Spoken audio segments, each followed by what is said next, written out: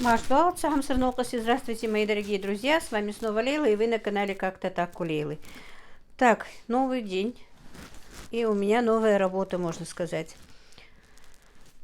Уже время не раннее, уже, по-моему, около 4 часов дня. И я с утра потихонечку всем занимаюсь. Сегодня у нас очень солнечно, такая хорошая погода. Хотела помыть сегодня окна, но у меня не получается сегодня до окон дойти. Потому что, как вы видите, у меня есть заказ. Стирку я, правда, начала потихонечку. С диванов чехлы начала стирать. Чехлы с кресел уже постирала. С дивана сейчас у меня крутится. И несколько других стирок еще сделала. Надо было, конечно, до месяца Рамадан все это делать, но с моими... Сами знаете, что я не до этого, короче, было. И болела, и все остальное. Так, у меня сегодня заказ, но я, правда, не буду, наверное, потому что недавно голубцы показывала, как делаю. Сегодня голубцы и перцы. Я уже капусту, как видите, и пробланшировала, и уже срезала вот эти вот жесткие кочерышки, вот эти вот с них. Подготовила, короче говоря. Фарш у меня уже почти разморозился. Рис сварила. Я даже почти приготовила на ифтар, можно сказать, сварила борщ, наконец-то, из квашеной капусты. Снимать не стала. Потом, может быть, как-то еще раз, когда буду готовить, сниму. Хотя этот борщ... Кто не варит борщи, да? Вроде бы ничего, получился хорошенький. Правда, у меня нет свежей зелени, но попозже, может быть, Ибрагим мне привезет. Так, ну и насчет заказа скажу. Заказ девчонка мне давно еще заказывала, до наступления месяца Рамадана меня позвонила и попросила, чтобы я сделала ей заморозки. Я-то не, ну, я говорю, делаю, хорошо. Она как-то конкретно и не сказала, что ей нужно. Я говорю, ну, она мне говорит, на праздник, ну, на праздничный стол мне нужно. Я говорю, ну, тогда после второй половины напишешь мне и сделаем. Ну, она уже несколько, 2-3 дня, по-моему, как уже и позвонила. Так, видите, я не знаю, как правильнее сделать. Я вот так вот сейчас делаю. Не срезаю, а вот так вот снимаю. Вталкиваем сюда аккуратненько эту штучку, хвостик этот. Потом немножечко вот так вот крутим. И потом потихонечку, придерживая, вытаскиваем. Вот так вот. И получается вот такая вот небольшая дырочка. Не знаю, как красивее срезать или вот так вот оставить. Наверное, я так оставлю. Мне нравится вот так вот больше, когда среза меньше. Иногда срезаю. И она, я говорю, ну, потом звонит, позавчера звонит мне, говорит, вы сделаете? Я говорю, да, сделаю. Ну что, мои дорогие, так, приходили ко мне гости, короче говоря, и чтобы не терять время, я без вас дочистила до конца перчики, как видите, вот так вот.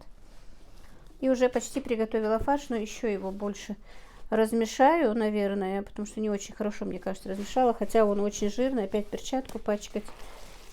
Вот. И, по-моему, я не сказала. Вот видите, вот так, когда сбиваешься, уже не запоминаешь, говорила или не говорила, но если даже говорила, то повторюсь уж. Простите, если повторюсь. Значит, заказчица мне захотела так, чтобы я... Ну, иди оттуда. Из ее продуктов приготовила заказ. Она и мясо свое привезла, и овощи свои привезла. Я, конечно, так со своими продуктами мы обычно делаем на свадьбу заказ. Свадебные заказы, вот там, да, они привозят свои продукты. Но вот такие вот мелкие заказы, в принципе, никто не привозил. Я думала, у него будет большой какой-то заказ фабрикатов. Она говорит, мне только из 4 килограмм мяса. Ну, привезла она 5 килограмм почти. Мясо, короче, здесь. Вот. И вот так вот будем с вами готовить. Ну, все. Фарш готов. Я сюда добавила рис, короче говоря, перец. Черный перец, красный. Лук. И немножко воды, потому что много побоялась, но фарш жирный, видите? Но он какой-то все равно суховат получался. Чуть-чуть, да, где-то со стакан, наверное, налила туда воды. Сейчас помою руки. Фарш немножко жирненький, но ничего, они будут вкусные. Того, что жирный. Тем более это начиночка. Они должны быть вкусными. Вот сегодня я их заморожу, завтра уже отправлю.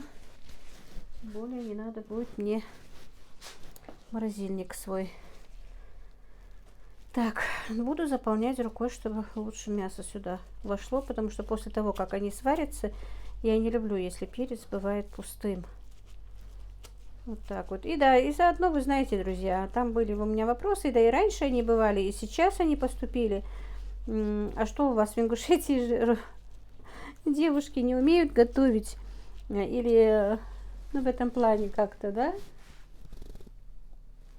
Вопрос был, почему у вас заказывают готовую еду, ну и готовые полуфабрикаты.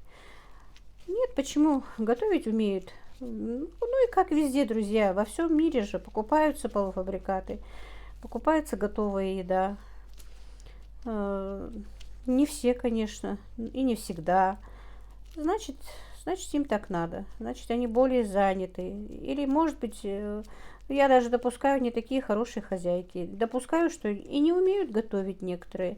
Много нюансов же, много. И, не зная людей, мы же не можем сегодня сказать, почему она заказывает.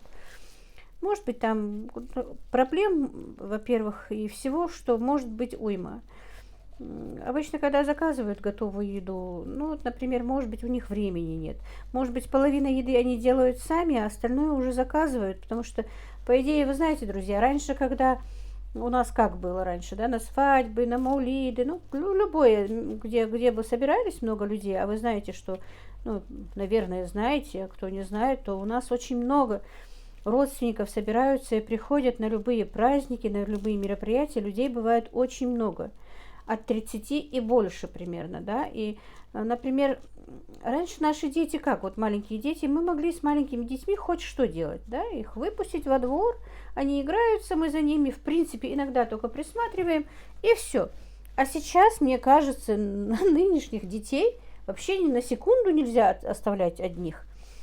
Поэтому мамочки, наверное, просто и не успевают, ими за детьми надо смотреть, и приготовить. И не такие сейчас вот выносливые и женщины у нас, во-первых. Во-вторых, раньше, я начала тем, ну, мысль такая у меня была, раньше как делалось? Если какой-то большой праздник, если большое мероприятие, много людей собираются, ну, если больше там 20-30 человек собираются, обычно как родственники, мы там снохи, сосношницы, тетки, там племянницы приходили и помогали. Помогали хозяйке дома готовить, накрывать на стол. Сейчас все заняты, понимаете? Все работают. Женщины раньше меньше работали, намного меньше. Домохозяек было у нас намного больше, чем сейчас. И поэтому вот, и мне кажется, и то, что вот взаимопомощь, хотя и сейчас помогают, но все равно не так. Потому что действительно люди работают, женщины работают, и они уже не успевают приходить, например, и помогать там, мне или еще кому-то. Например, даже мои заловки. 3-4 моих заловок, 4, да, даже 5, по-моему. В 5 они, да. Нет, 4, одна не работает, 2 не работают. 5-4 моих заловки работают. Ну вот если я в их смену, у меня вот у них смена на работе, да, а мне надо, у меня что-то. Ну как они приедут? Ну никак не приедут, они же на работе. Вот так и получается, значит, некому помочь, значит, она сама не успевает, и поэтому заказывает. Вот когда вот заказывает много. Ну, иногда бывает, что вот, например, пойти в больницу или еще куда-то, ну, нет у нее сегодня продуктов, да, купленных, а ей нужно навестить кого-то в больницу. А у нее нет продуктов, может быть, да, или нет времени поехать, купить, потом это все делать. Иногда бывает даже выгоднее что-то заказать, чем поехать, потратиться, потом приехать, приготовить. Много нюансов. И ну, нельзя сегодня осуждать, но, конечно, есть и многие, я бы даже по своим заказам сказала, да, вот некоторые вещи бы я бы никогда в жизни на месте этой заказчицы бы не заказала бы. Мне было бы жалко денег. Я бы сама это сделала. Но, опять-таки, мы же не можем знать, какая ситуация у человека. Значит, нет у них времени или еще что-то. Вот так вот, не знаю, объяснила ли я вам или как. Вопрос такой был. Сейчас просто жизнь изменилась. Все изменилось. Ценности изменились. Все поменялось. Сейчас и замуж не хотят выходить, если есть свекор и свекровь дома, если есть родственники. Если сразу их не отделять, то многие девочки даже не соглашаются выходить замуж. А раньше об этом вообще кто-то думал, вообще была мысль хотя бы, что есть ли они. Так что все у нас изменилось. Вот такие вот, друзья, дела. Не хотелось бы, конечно, чтобы многое менялось, но понемножку все равно меняется. Все, очень много чего меняется. Некоторые хорошо, что меняется, некоторые нет. Вот, женщины сейчас настолько самодостаточны, что они не держатся ни за свой дом, ни за мужа, ни за кого. Они знают, что если даже они с детьми останутся одни, они обеспечат себя и свою семью. Есть и такие. Вот, но, не знаю, мне, например, для меня было очень сложно остаться без мужа, и было очень сложно поднимать своих детей. Ну, сейчас настолько об этом не думают. И вообще я даже удивляюсь, когда вот разводятся, детей делят, отдают, потом дети не видят одного из родителей, ну, чаще всего отца. Хотя у нас в Ингушетии, конечно, если развод, то дети остаются в основном. 80% остаются с отцами обычно. Ну, может быть, там 20% и с мамами тоже. Это такое тоже есть. Я вообще удивляюсь тому, как можно вот при живых родителях, чтобы страдал ребенок, чтобы он не знал своего отца или маму, не общался с ним. Это очень сложно, потому что я знаю по своим детям, насколько им по жизни бывает нужен отец до последнего. Вот до последнего он им нужен. Что бы я ни делала, как бы я ни старалась, все равно отца же я им по-любому не заменю. Особенно мальчикам. Мальчикам он очень нужен. Так что миллион раз нужно подумать. Во-первых, да, сейчас нужно очень хорошо подумать, прежде чем выйти замуж. И много раз подумать, прежде чем вернуться обратно. Хотя это все от Всевышнего. Чтобы мы там не думали, не размышляли. Раз так должно было быть, значит так и должно случиться. Вот так вот сейчас вот делаю, а у меня мысли немножко, что приготовить на второе. Может, вот не знаю, что приготовить на второе. Борщ есть на первое. Я-то одним борщом, мне больше ничего не надо. Но мальчики не могут. Поедят-то поедят, но все-таки хочется немножко им еще чего-то сделать. Там у меня крылышки вроде бы в холодильнике, может разморозить, да пожарить их. По времени, интересно, успею. Потому что еще много заворачивать голубцов. Так, пока у меня больше заказа нет. Сегодня утром отправила 7 килограмм мант, был у меня заказ. Наконец-то доделала я его. Долго ждали, конечно.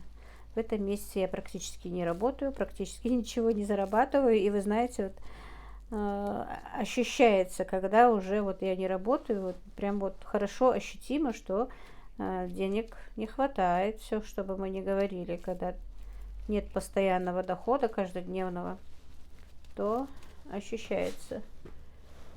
Поэтому просто, знаете, я не хочу, вот пока я работаю, пока я сама могу все это делать, заработанные мальчиками деньги я не беру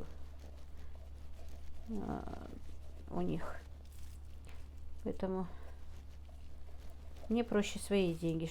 Вы многие говорите, почему там еще в последнее время не было, но раньше писалось, вы что, не на пенсии, почему вы работаете.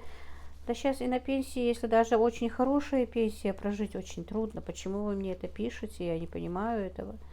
Можно подумать, у вас у всех такие пенсии, что вы можете и не работать, что вы можете много себе позволить. Ну, если здоровье позволяет, если у меня есть какое-то, если я могу заработать, или еще кто-то может заработать, почему бы не заработать? Почему бы нет? Лишних денег никогда не бывает. И так работаешь, их и так не хватает. А сядешь, так вообще их будет мало. Поэтому пока могу работаю. Во-первых, очень скучно же сидеть, ничего не делая. А когда, во-первых, у тебя действительно свой заработок, ты можешь себе позволить что хочешь. Ну, что, конечно, по своим деньгам, что хочешь. Не просить. Пускай это твои дети, пускай, хотя мои мальчики приносят и приносят свою зарплату, они их у себя не оставляют, эти деньги все равно лежат у нас дома, но я их не трогаю. Я их не трогаю. Я стараюсь, конечно, если вдруг у меня не хватает, я беру их. Но если мне хватает на питание, на все, что на мелкие расходы, на что-то, если не хватает своих денег, то я стараюсь их деньги не трогать. Они накопят и что-то себе сделают. Поэтому вот как-то так, мои дорогие. Если можете работать, и работа у вас есть, здоровье позволяет, почему бы не работать? Ну, вот сейчас понемножку работаю, ничего, ну, правда, я же говорю, ощутимо, что я работаю меньше, прям очень хорошо ощутимо, но ничего, все равно нет, и есть какой-то заработок. Там 1000 заработала, тут 1000 заработала, хотя эти ж 1002 и тратятся сразу же. Вот один раз в магазин пойдешь, все, их нет. Вот сегодня элементарно, Ибрагим поехал, мне купил корм для цыплят, кормушку. Что мне он еще купил? Хлеб, томатную пасту. Где 1000 рублей нету. Вот так вот. Так. Попросила я огород спахать. Вряд ли будем сажать, но если не перепахать, то там бурьяном все порастет, и земля будет твердой. Так что лучше пусть будет спаханная. Может быть, посмотрим, если получится сделать забор между этим огородом. Не между соседями, а отгородить огород от участка нашего сюда, чтобы, у нас же овцы, чтобы овцы, когда будут выходить, заходить, пастись, чтобы они не бегали в огород. Поэтому нужно их огород огородить. Если когда получится огородить, но вряд ли. Потому что, как я говорю, не позволяет пока у нас. В этом году тоже будет огород отдыхать. Ну ничего. Пусть будет так. Проблемы будем решать, как получается. На первом плане у нас пока немножко другое.